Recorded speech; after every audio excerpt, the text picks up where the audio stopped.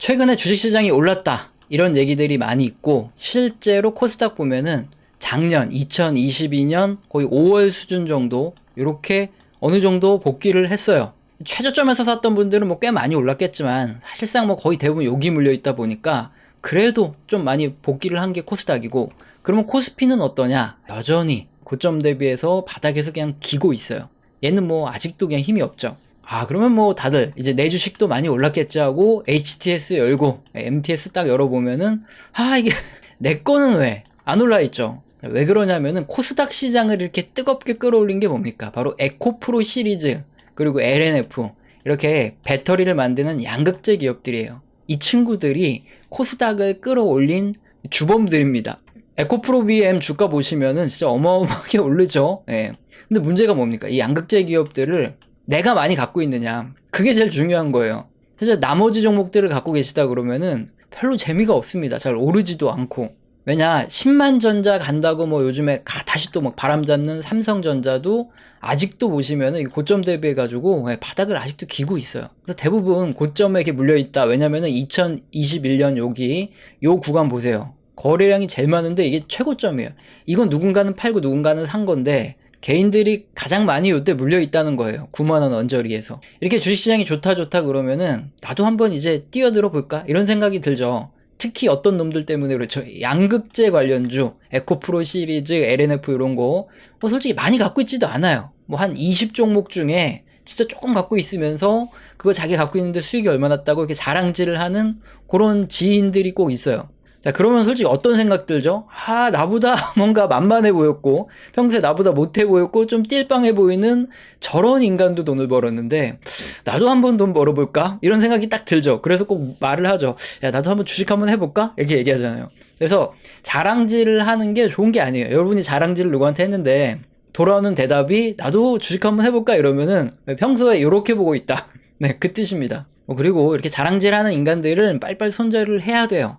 이런 분들 때문에 고통을 받는 거니까, 그런 분들은 같이 주식 얘기는 하면 안 되겠죠. 자, 그리고 또 하나, 요즘에 주도주 급등주에서 이제 매도 의견이 막 나와요. 에코프로 BM부터 해서 양극재 기업들, 지금 증권가에서도 매도 리포트가 막 나옵니다. 그러면 거기서 빠져나온 돈이 다시 또 어딘가 들어갈 것 같은데, 혹시나 아직까지 안 오른 내 종목으로 같이 투자하는 분들이니까 싼 걸로 들어오지 않을까, 그래서 내 종목이 이제 오르지 않을까, 이런 생각도 많이 들죠. 그래서 뛰어들어야 되나 싶고, 그리고 또 대부분 많이 물어보면은 지금 분위기가 뭔가 지금 올라가는 것 같다, 막 이렇게 얘기를 많이 하셔서 제가 물어보죠. 왜요? 그러면은 그냥 뭐 내 느낌이 뭔가 감이 그냥 회복하는 것 같다, 그래서 들어가야 된다, 이렇게 하시는 분들이 굉장히 많습니다. 그 중에서 이제 끝판왕은 뭐냐면은 이렇게 에코프로 BM 이런 거 이렇게 급등하는 거 보고, 그때 내가 분명히 에코프로 BM 예전에 여기서 살려고 그랬는데 누가 뭐 안 좋다 그래가지고 못 샀다. 사실 나 원래는 그냥 내가 여기 살려고 했는데 그놈 때문에, 그 놈만 아니었어도 내가 분명히 샀을 텐데, 이거 아니다, 이번에는 놓쳤다. 그래서 역시 나는 감이 굉장히 좋은 사람이니까 요거 에코프로 BM은 놓쳤지만, 다른 종목 요거도 내가 뭔가 감이 좋은 게 있는데 이번에는 내가 절대 안 놓치고 딱 매수 질러가지고 그대로 수익 봐야지 하면서 들어갔다가 인생 나락으로 가는 분들이 굉장히 많죠. 자, 이렇게 올라가는 종목들을 쳐다보다 보면 내 종목은 잘 안 가는데, 그리고 또 유튜브, 뭐 SNS, 예전에는 그냥 지인이 자랑질에 짜증이 났는데 배 아프고, 지금은 그냥 유튜브 있죠. 유튜브에서 뭔가 만만해 보이는 뭐 이런 그런 사람들 봤는데 걔네들이 돈 벌었다 그러면 배 아파요.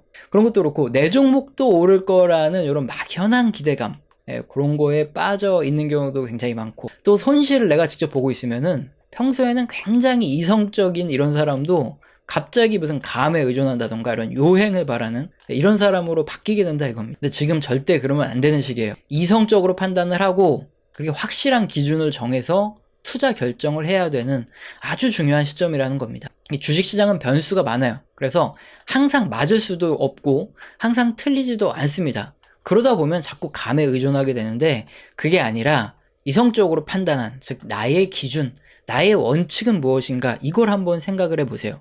이게 전혀 이성적이지 않다 그러면은 뭔가 다시 생각을 해 보셔야 된다는 겁니다. 자, 그러면 지금 얘기를 하고 있는 너의 원칙은 무엇이냐 물어볼 수 있기 때문에 제가 지금 뭐 영상에서 계속 원칙적인 얘기를 계속 해드리고 경제지표 모니터링을 해드리는 건데, 실물 경제의 흐름, 여기 미국 GDP 성장률이 실물 경제고 여기 빨간색이 주식시장입니다. 중장기적으로 거의 뭐 똑같이 움직였어요.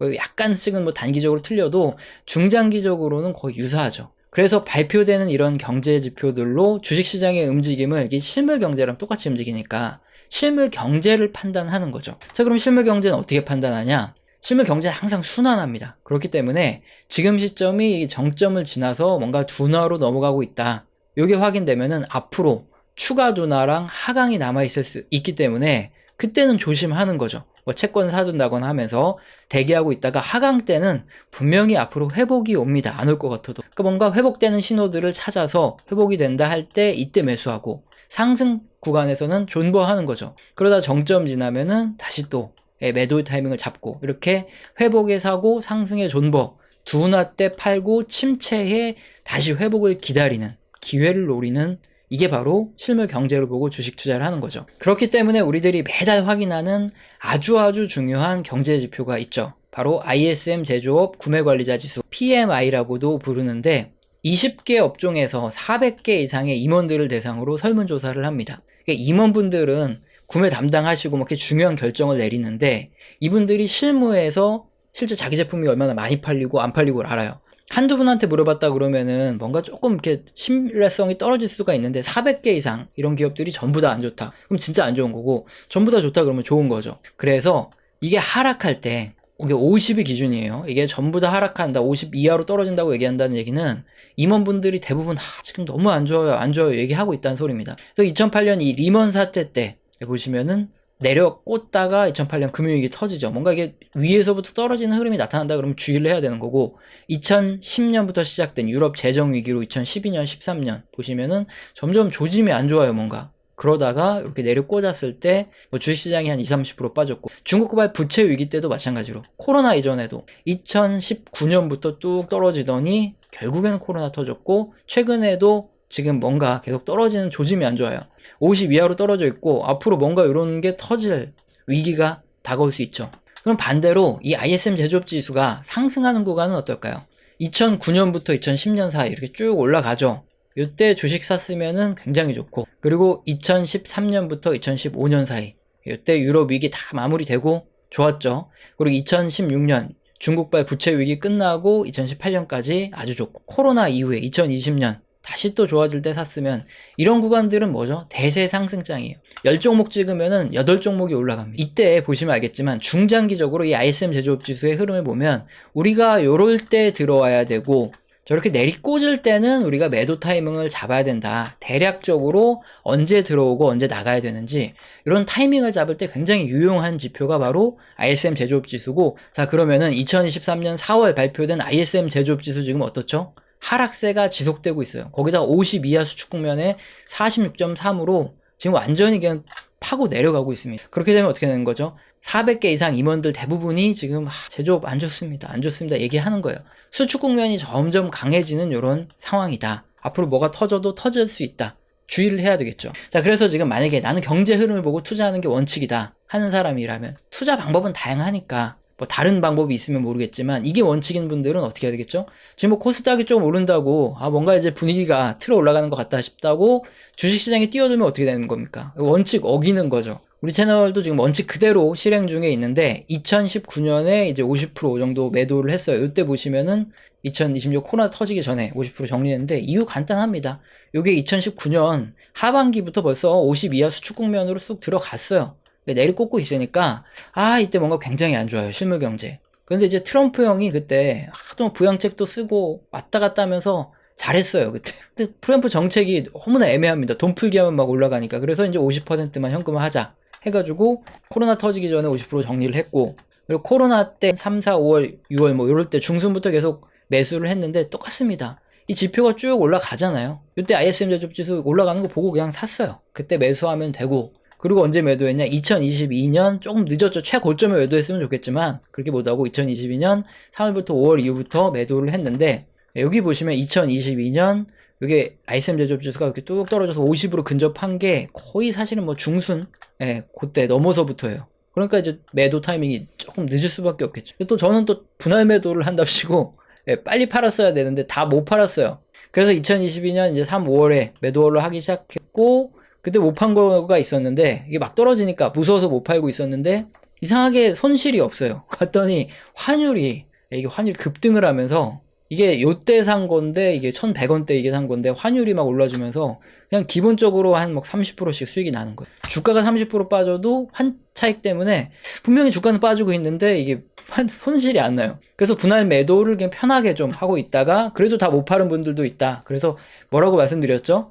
네, 그때 기억 다 나실 겁니다. 기준금리가 그때 이게 기준금리가 지금 여기 있는데 아직 1%가 됐을 때부터 얘기했던 거예요. 이거 예전부터. 그래서 계속 똑같은 그림 쓰고 있습니다. 기준금리가 앞으로 분명히 인상되다가 중단 기대감도 터지고 중단될 거다. 그러면 이게 과거 1990년대도 그렇고 기준금리 인상되다 중단, 2000년대도 그렇고 인상되다 중단, 2006년에도 코로나 전에도 이렇게 인상되다 중단되면 역사적으로 단기간 이렇게 주식시장에 랠리가 왔기 때문에 못 판 거는 그때 팔아라. 이 말씀을 드렸어요. 그래서 최근에 딱 그 시기죠. 최근에 다 정리를 하고 있는 딱 이 원칙 그대로 지켜나가고 있어요. 다음 사이클을 기다리고 있는 거죠. 근데 항상 이렇게 뭐 매도, 매수 이런 거 해라 할 때마다 항상 요걸 굉장히 심하게 먹는 게 있어요. 왜 그러냐? 이게 예전에 이제 1년 전쯤 2020년 3월 한 5월 뭐 요 사이에 있었던 썸네일입니다. 영상을 몇 개 올렸었는데 매도를 안 해요. 그래서 대놓고 원래는 내가 썸네일에다가 뭐 매수해라 매도해라 영상 안 올리는데 아예 그냥 딱 올려버렸죠. 그랬더니 왜 요때 최고점에서 매도하라고 안 하고 이제 와서 매도를 하라 그러냐? 와, 요걸 어마어마하게 먹었습니다. 그래서 그때부터 이제 짜증나서 댓글을 닫아놓기 시작한 거예요.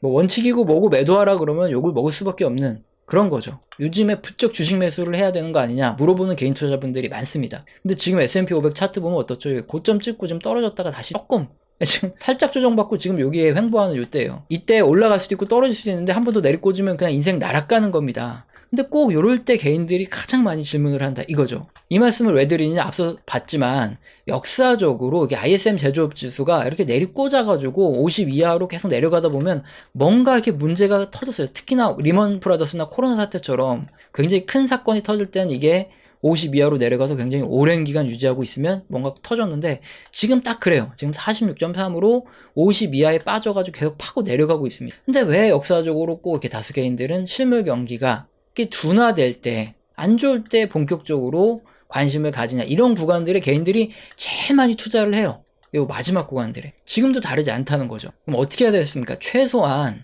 이게 제조업 지수가 이렇게 뭐 흔들흔들 하다가 어느 순간 이게 뭐 반등하겠죠. 그럼 반등 나오는 거 제대로 확인하고 그때 들어가도 충분하다는 거예요. 근데 왜 하필이면 이게 내리꽂아가는, 즉 이게 실물 경제랑 똑같은데 실물 경제를 선행해요. 게다가 임원들이 안 좋다 다 이러는 시점에 최저점을 잡아보겠다고 투자를 하는지 모르겠다는 겁니다. 좀 개선되고 있다. 이런 지표들이 나올 때 들어가도 충분한데 말이죠. 자, 그래서 이 ISM 제조업지수는 종합지수이기 때문에 선행지수를 좀 점검을 해볼게요. 이게 ISM 신규 주문 지수입니다. 이게 가장 선행한다고 볼 수 있어요. 이게 아직도 44.3으로 계속 내리꽂고 있어요. 굉장히 안 좋다는 소리입니다. 주문이 안 들어온다는 소리예요. 근데 특히 주문이 왜 선행하느냐? 일단 주문이 들어오면 기업에서 생산을 하죠. 그 다음에 나가고 매출이 찍혀요. 출하가 됐을 때. 그러고 나서 그게 이익으로 돌아와서 재무제표에 기록이 되지 않습니까? 그러니까 일단 주문이 들어와야 재무제표에 찍히는 기업들의 이익이 좋을 텐데 이게 계속 내리꽂는다? 계속 안 좋다. 앞으로 당분간 안 좋을 수밖에 없다는 소리고, 또 다음 ISM 고객 재고, 이것도 선행지표. 고객사들이에요. 제조업체들의. 고객사들이 제품이 안 팔리니까 재고가 굉장히 많은 거예요. 50 근처에 있으면 재고가 많다 이 소리입니다. 재고가 많은데 신규 주문을 넣을 필요가 없어요. 재고를 소진 중입니다. 그래서 재고라도 이게 앞으로 이렇게 움직이다가 뚝 떨어지는 그때 확인하고 들어가도 절대 안 늦는다는 거죠. 자, 그래서 지금 시점, 뭐 단기 투자자분들은 지금 이런 시점에 들어가서 뭐 돈 많이 버시고 할 수 있겠지만, 내가 경제의 흐름을 보고 투자하는 중장기 투자자다, 최소한 그 원칙을 가지고 있다 하시는 분들은 지금 뭐 주가가 좀 움직인다고 막 뛰어들어가고 그러면 되겠을까? 아니죠. 뭐 정말 소액으로 단타치고, 감내 가능한 금액에서 단타치고 상승에 소외되면 안 되니까 늘 말씀드렸죠.